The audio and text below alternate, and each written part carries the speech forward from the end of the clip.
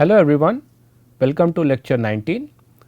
In this lecture we will continue our discussion regarding the practical constructions of block ciphers, and the roadmap of this lecture is as follows. We will see that how using SPN and Fistel network we can design a highly popular block ciphers which we call as DES. We will also discuss some of the pitfalls of DES and how those pitfalls led to the motivated the construction of another popular block cipher called triple DES, and we will see a very high level overview of AES. Before I further continue, I would like to stress here that why we are calling it as why we are during all this discussion I am continuously using the term practical constructions of block ciphers, right, because that is the way we instantiate our pseudo random functions, pseudo random permutations and strong pseudo random permutations in reality, right. However, it turns out that we do not have any provable security guarantees for DES, triple DES, AES. It is only that ever since their discovery no practical flaw has been identified or any security breach has been identified, and that is why we believe that DES, triple DES, AES they behave like pseudo random permutation and strong pseudo random permutations, whereas the constructions of pseudo random permutations and pseudo random functions based on one way functions that we had seen in some of our earlier lectures, they are provably secure, because we have a mathematical security proof that indeed they satisfies the definitions of pseudo random functions, pseudo random permutations. But the reason I call those constructions as theoretical constructions is that even though their efficiency, their running time, everything is polynomial in the underlying security parameters, the underlying polynomials are so huge that we cannot afford them to use in practice, whereas the constructions, the practical constructions that we are going to discuss in this lecture based on SPN, Fistel network, they are highly efficient, but the downside is that you do not have any mathematical guarantee, you just have heuristic security guarantee, namely ever since their discovery no security breaches have been identified, and that is why we can safely use them to instantiate any cryptographic primitive where you want to instantiate pseudo random functions, pseudo random permutations and so on, right. So, let us start our discussion here. So, we start the discussion with respect to data encryption standard or DES, and it was designed by IBM with the help of NSA in 1970, adopted as a standard by the United States in 1977, and the original form of DES operates with a key of size 56 bits, and that is why it is no longer considered to be secure, because the original form of the DES is susceptible to a brute force attack. Namely, if an adversary is given an x comma y pairs or several x comma y pairs where y is the value of DES with respect to an unknown 56 bit key and the input x, where the x input is known to the adversary, then just by doing computations of order 2 to the power 56, adversary can recover back the key, right. So, that is why the security of the original proposal of the DES was strengthened, and that is how we obtained the new construction which we call as triple DES, which we will also discuss in this lecture, and it has larger key size. And this DES, it has got great historical importance because it is one of the best studied cryptographic algorithms, and even though this original form of DES is susceptible to brute force attack, it is vulnerable to the brute force attack, it does not mean that it has any serious design flaw. Namely, ever since 1970 no security flaw has been reported in the architecture or the design of the DES. The only complaint is that it operates with a small size key, that is all. And in this lecture we are going to discuss only the high level ideas of the algorithm. These are not the exact details, and the discussion that we are going to have in this lecture is not good for implementation purpose. If you are interested in implementing DES, if you want to implement DES, you should consult some of the relevant sources which are given in the textbook by Katz and Lindell, right.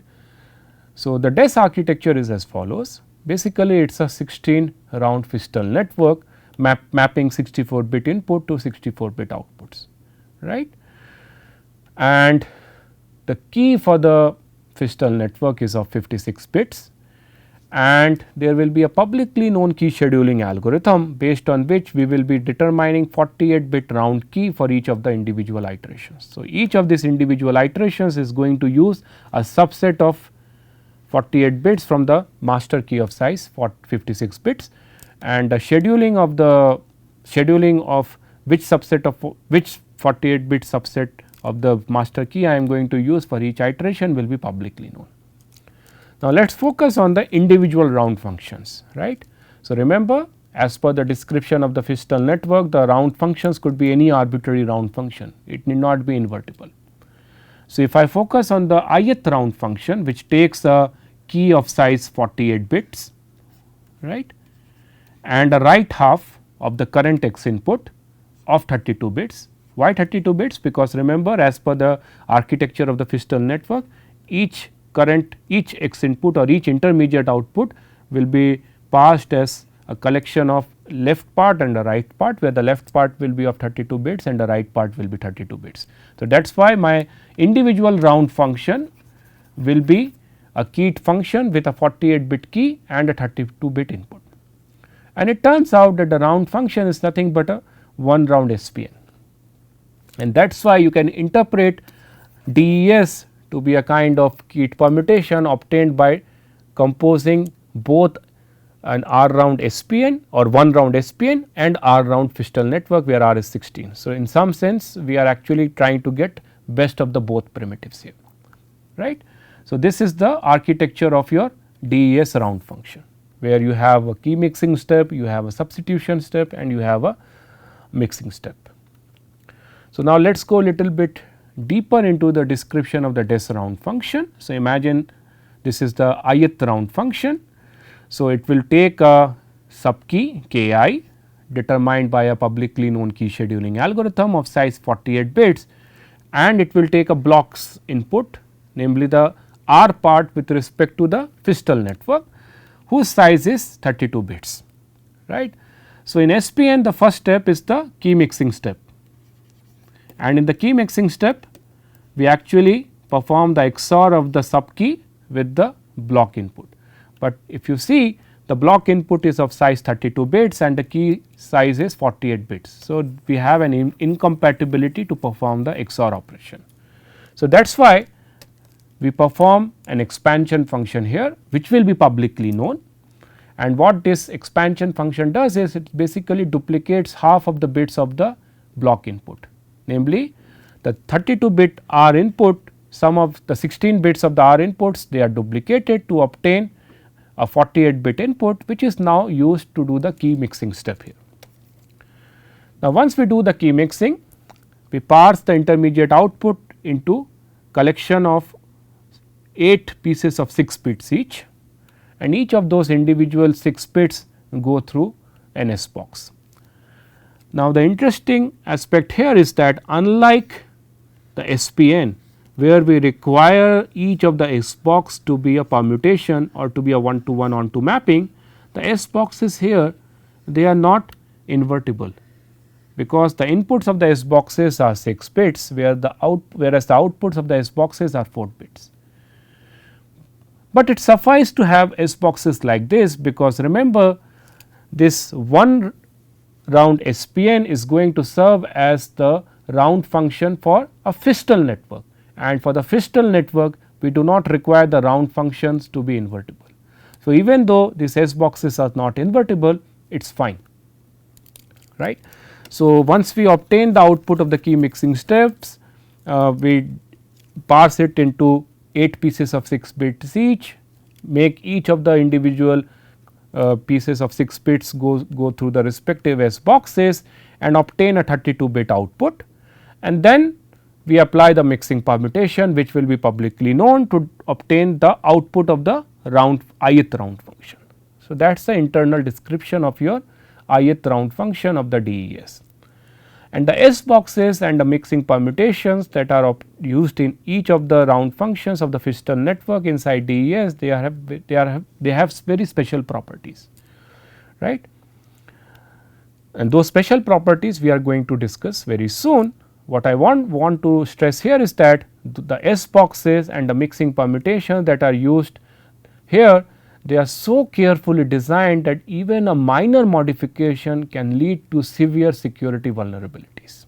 Now, let us see how exactly these S boxes in the context of DES look like. So, for your reference, I am taking the first S box and I am taking the description of this first S box from Wikipedia.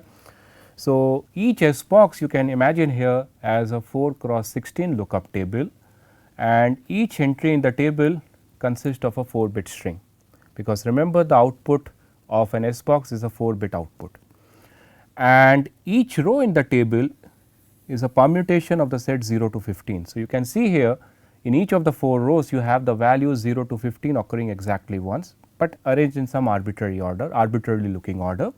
And since each of the strings 0 to 15 can be represented by 4 bits, that is why I am saying that each entry in this table basically consists of 4 bits. Now, how exactly we are going to access this lookup table? So, remember the input for the S box is a 6 bit input.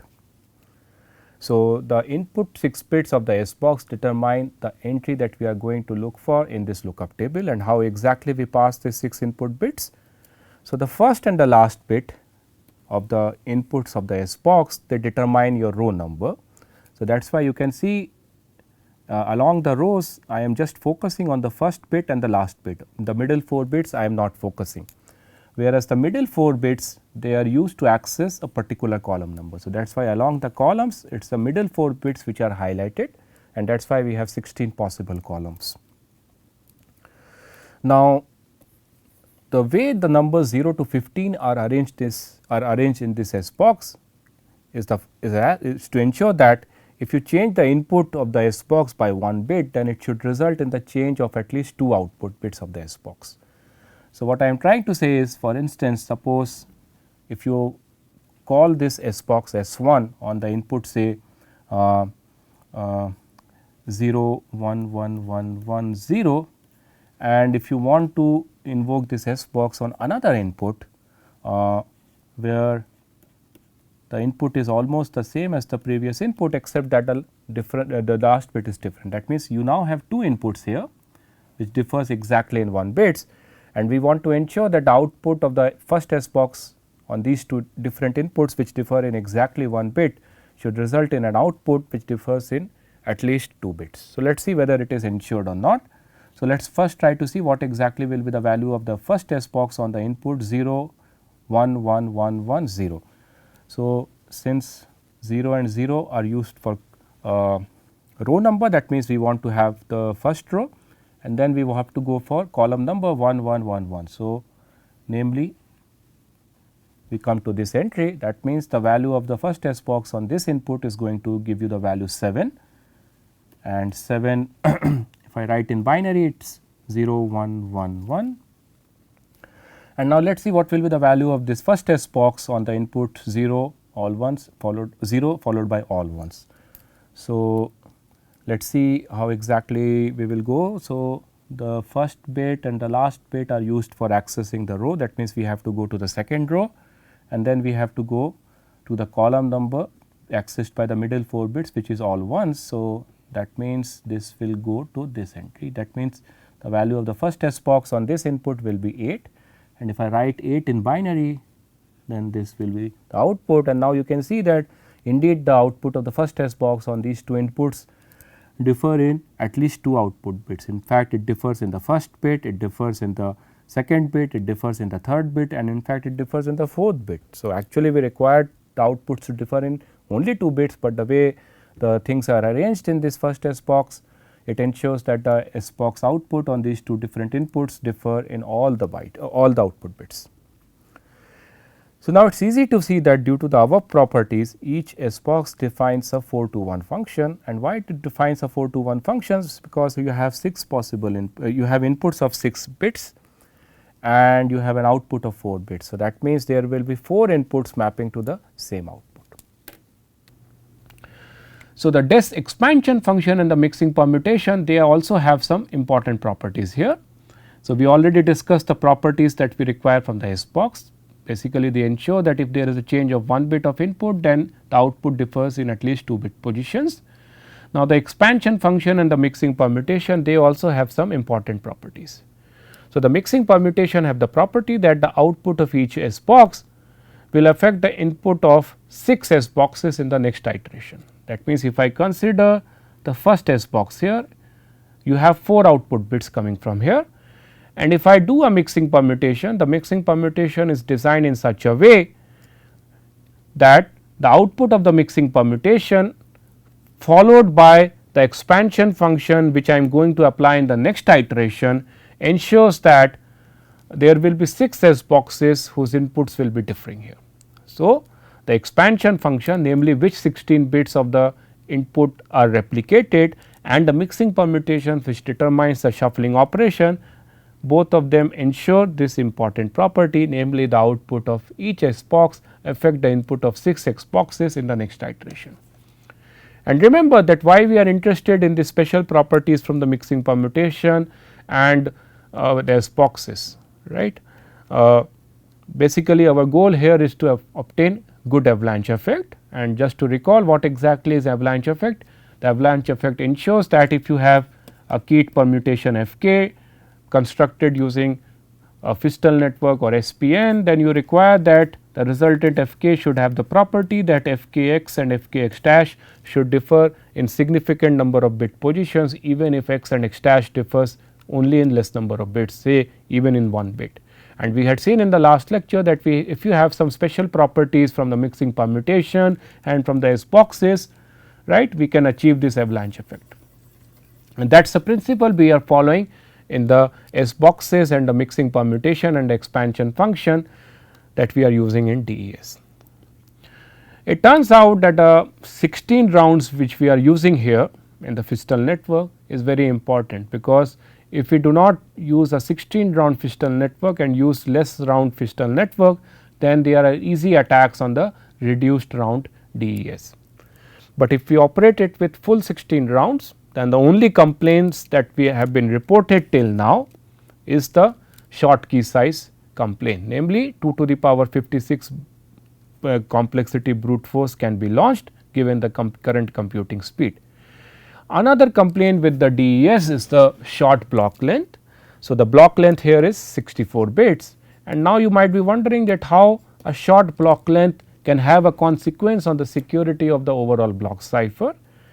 So, recall the counter mode of operation of the block cipher or the pseudo random permutation, and we had seen in the CPA security analysis of the counter mode of operation that the security of the CPA mode of counter security of the counter CPA security of the counter mode of operation depends upon with how much probability the random IV that we use in encrypting the challenge plain text gets repeated in any of the queries, encryption oracle queries, and the value of the IV and the probability of the IV getting repeated depends upon the actual block length of the underlying keyed permutation. So, the big L namely is the block size here, and if my block size is small, then the probability of the random IV which is used for encrypting the challenge cipher text getting repeated becomes significantly high. So, these are the 2 complaints reported with respect to the original construction of the DES. Apart from that, no severe vulnerabilities have been reported till now. So, now let us see how we can go about increasing the size of the key, right. Our goal will be to increase the size of the original DES, and there are 2 approaches for designing a modified block cipher or a modified DES, where you can operate the modified construction with a larger size key. The first approach will be to make internal modifications to the existing design to handle larger size key, namely you make modifications to the existing key scheduling algorithm, you make modifications to the S boxes, you make modification to the expansion function, mixing permutations and so on. Unfortunately, this approach is not at all recommended, because it has turned out that even a slight modification to the existing DES structure has severe security consequences. So, we cannot afford to make modifications to the internal structure of the DES to ensure that we have a modified DES operating with a larger key size. The second approach which is recommended is to actually incorporate a larger key in a black box fashion without making any internal modifications.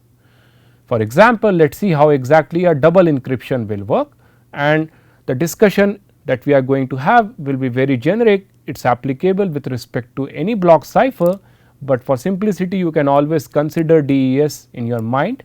So, imagine we have a keyed permutation which is a secure and practical block cipher whose key length is n bits, block length is L bits, and output size is L bits. And since it is a practically secure block cipher, the best possible attack is of order 2 to the power n.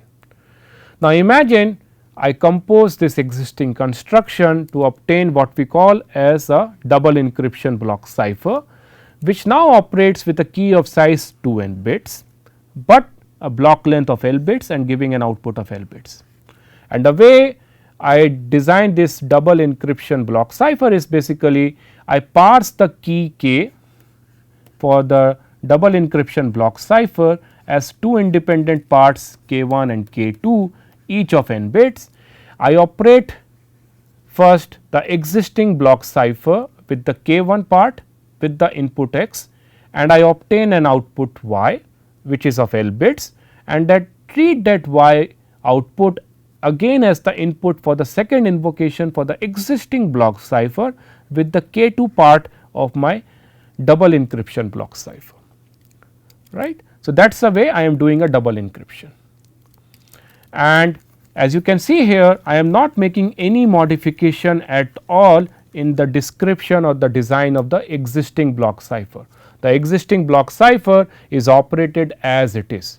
For instance, if your existing F is DES, right, then what we are basically trying to do here is we are trying to design double DES, where the size of the key will be now 112 bits.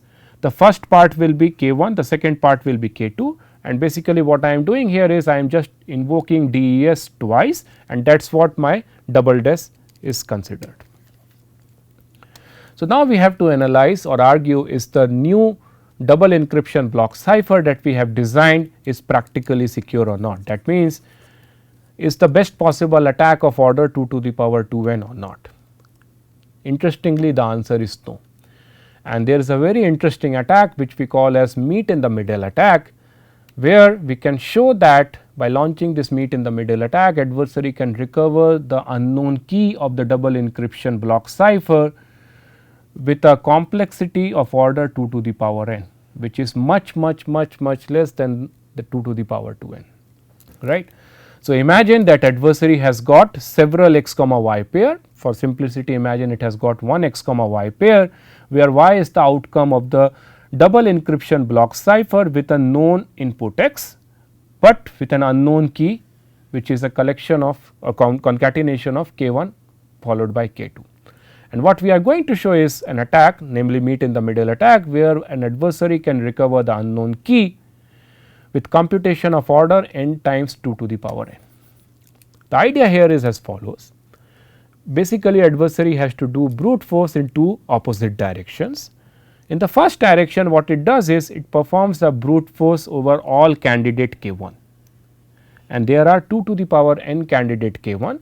For each candidate k1, it operates f, the existing construction f, with respect to the known input x, and obtain the intermediate outputs which it calls z, and it stores all those k1 comma z pairs in a list called L list or left list. That is the first brute force it performs, and what it performs is that it takes the y output which is available with the adversary, and it now performs a reverse brute force, namely it performs a brute force with respect to all candidate k2, but with respect to the inverse of the function f on the output y, right. Namely, it takes each candidate k2 and computes the inverse of the output y available to it under that candidate k2 and obtain the corresponding z, and store this k2 comma z pairs in a list called R list. So, that is a second brute force it is performing. So, the first brute force it performs its complexity is of order 2 to the power n. The second brute force that it has performed parallelly, its complexity is of order 2 to the power n.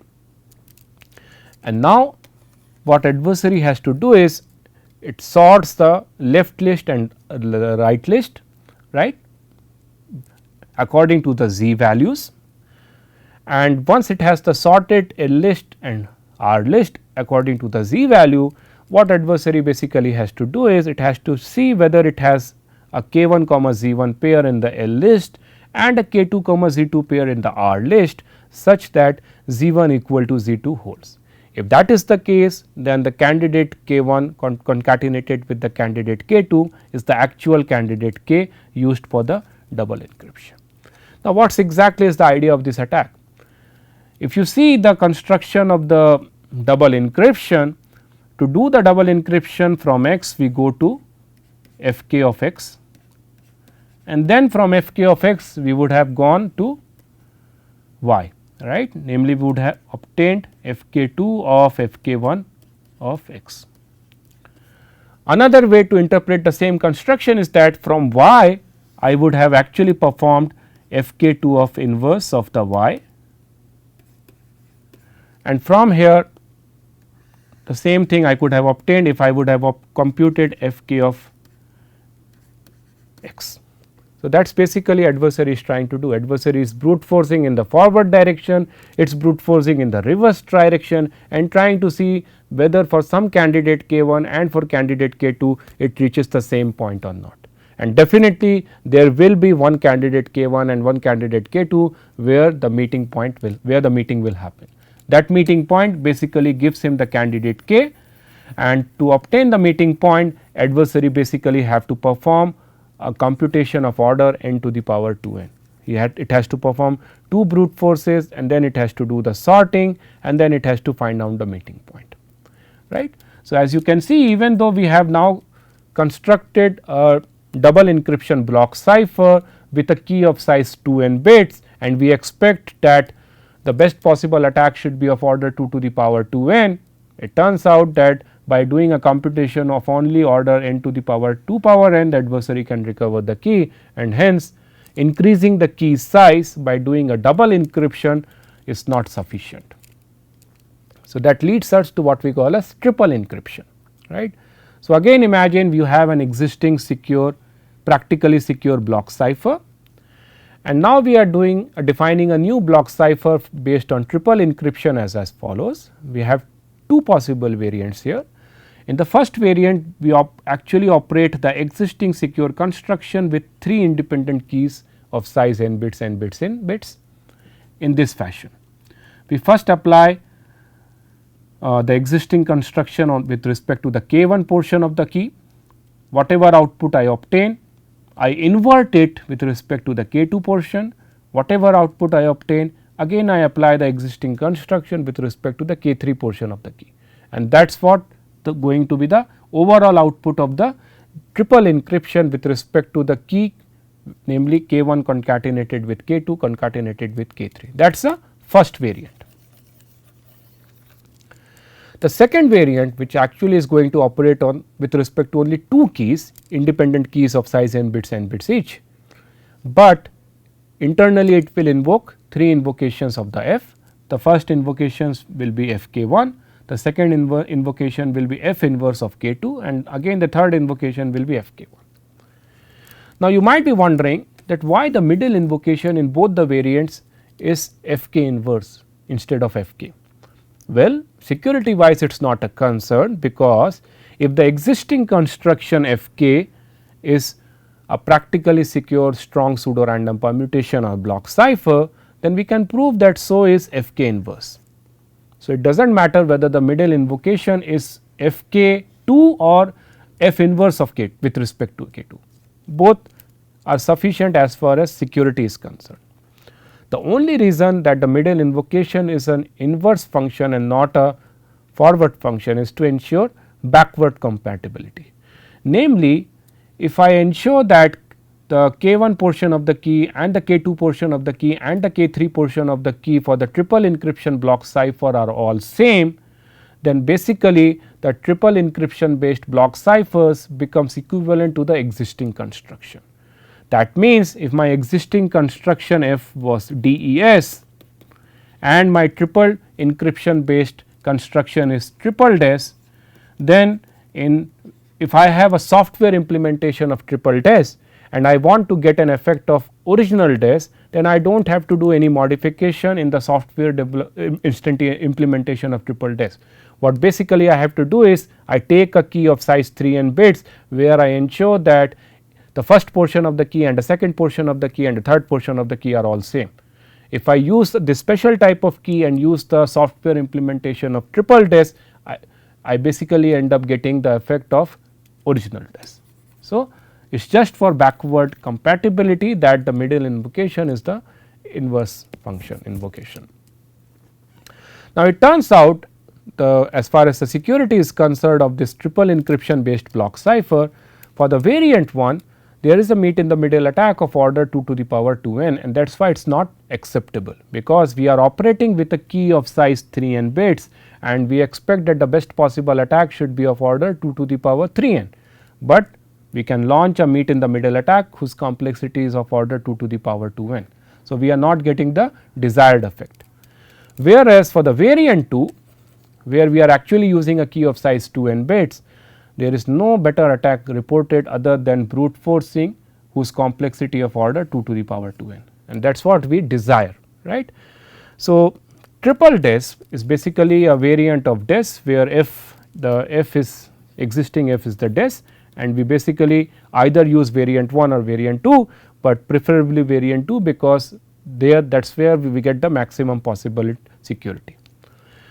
However, it turns out that even though by using triple DES we actually get rid of the small key size complaint that was there with respect to the original DES, the complaint with respect to the small block length still remains even in triple DES, because in the triple DES the block length remains as it is, as was the case for the original F. So, we are not increasing the block length. Moreover, to actually get more security, the overall speed of the triple DES is now slow, because internally it requires 3 invocations of DES, right. So, this is the summary of the drawbacks of DES, namely small block length and slow speed, and to get rid of these 2 limitations, the solution will be to replace DES and triple DES and come up with a new practical instantiation of block cipher. So, motivated by that, in 1997 NIST announced a worldwide competition, first of its kind, to come up with a replacement of DES, and after rigorous analysis for 3 years, right, where some of the best cryptographers in the planet submitted their proposals, each proposal was rigorously analyzed in the public domain. After 3 years of rigorous analysis, 5 finalists were selected: Rindal, Serpent, Two-Fish, RC6, Mars, and it turns out that among these 5 finalists, in none of these 5 finalists, any serious vulnerabilities were reported, right. So, it is fine, you can use any of these 5 finalists as a replacement of DES, but a preference was given for the proposal submitted by the Belgian cryptographers Vincent Reijman and Joe Demen, right, and it was selected as the winner due to efficiency, hardware, performance, flexibility, etc. And the proposal submitted by this Belgian cryptographers actually becomes AES, eventually becomes the advanced encryption standard, namely the replacement of DES, right. So, I would like to stress here that why we should believe that AES is indeed a secure block cipher, because it came out as a result of an open worldwide competition, where actually the submissions came from some of the best cryptographers in the planet, right. So, this actually supports the argument given by the Kirchhoff principle, based on the Kirchhoff principle, where we actually argue that you should not try to achieve security based on obscurity by keeping the description of the design secret. You should always use a encryption process whose design is available in the public domain and which has gone through rigorous security analysis and so on. And AES is one of those cryptographic algorithms, which has gone through 3 years of rigorous security analysis and no security breach have been reported. So, we should feel more comfortable in using schemes like AES, which have come out of worldwide competitions. So, what we will do now is we will see an overview of AES. So, its block length is 128 bits, key length is, it supports basically 3 versions of key. It has support for 128 bit key size, 192 bit key size and 256 bit key size. And architecture wise, unlike DES, which was a combination of SPN and Fistel network, AES is just an R round SPN, where the number of rounds, namely the value of R, depends upon the key size. If you are operating with 128 bit key size, then the number of rounds is 10. If you are operating with 192 bit key size, the number of rounds is 12. If you are operating with 256 bit key size, the number of rounds is 14. And since it is an SPN, basically you will be doing each R iterations of key mixing, followed by substitution, followed by permutation, and then after R iteration you will be doing a final key mixing. So, basically what AES does is it maintains a 4 cross 4 array of bytes, which is also called as the state, and each iteration or in each round the state gets modified. The initial array or the initial state is the 128 bit block input for the AES, and the block input X is passed as a collection of 16 bytes. So, that is why this 4 cross 4 array of bytes. So, in each iteration we basically do 4 stages. The first stage is the add round key, which is equivalent to the key mixing step, where a 128 bit sub key derived from the master key is XORed with the current state. This is followed by the substitution stage, which is also called as the sub byte states, where each byte in the current lookup table or in the current state is replaced by another byte according to a single fixed bijection. So, this is again another difference with respect to DES. In DES we had 8 different publicly known S boxes, but in AES we have only a single S box, which is applied across all the iteration in all the stages, right. So, once we do the key mixing, we do the sub bytes, namely the substitution stage. Then in stage 3 we actually perform 2 operations. The stage 3 we basically do the shifting of the rows, namely what we do is that bytes in each of the rows are left shifted in a cyclic fashion. That means the shift happens in this way. So, the way order of the shift is determined is as follows. Basically we do no shifting in the first row. For the second row, the contents get shifted in a cyclic fashion by 1 byte position.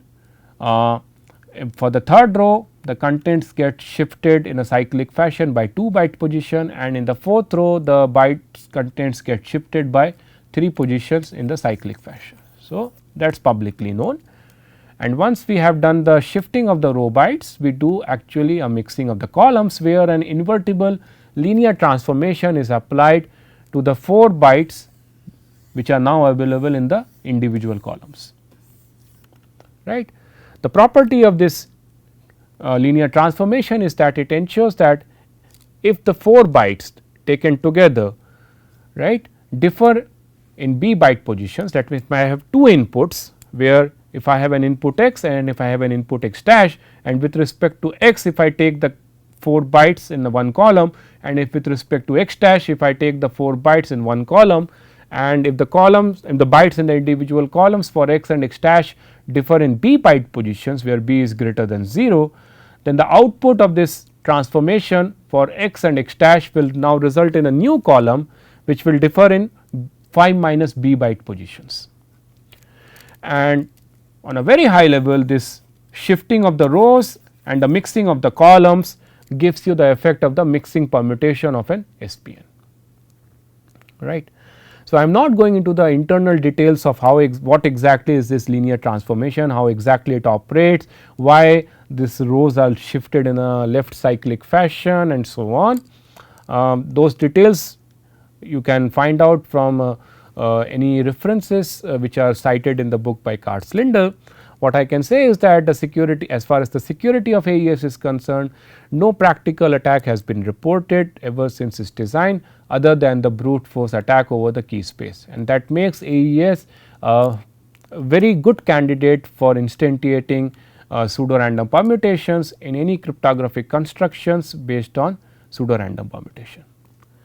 So, that brings me to the end of this lecture. Just to summarize, in this lecture we had seen the overview of two of the highly used and highly popular block ciphers, namely DES and AES. And again I would like to stress that they are not provably secure, because there are no mathematical proof which shows that these constructions satisfies the definition, indistinguishability definition of pseudo random permutations. They just provide you heuristic security, in the sense that ever since their design, no practical attacks have been reported other than the brute force attack on the key space. So, that is why we believe that they indeed behave like, or they are they give you a good instantiation or good replacement of pseudo random permutations. Whereas, the provably secure constructions based on one way functions, they are mathematically secure, they satisfies the definition of indistinguishability based definition. The downside is that they cannot be used practically, because the running time is enormous compared to the practical instantiations like DES and AES. Thank you.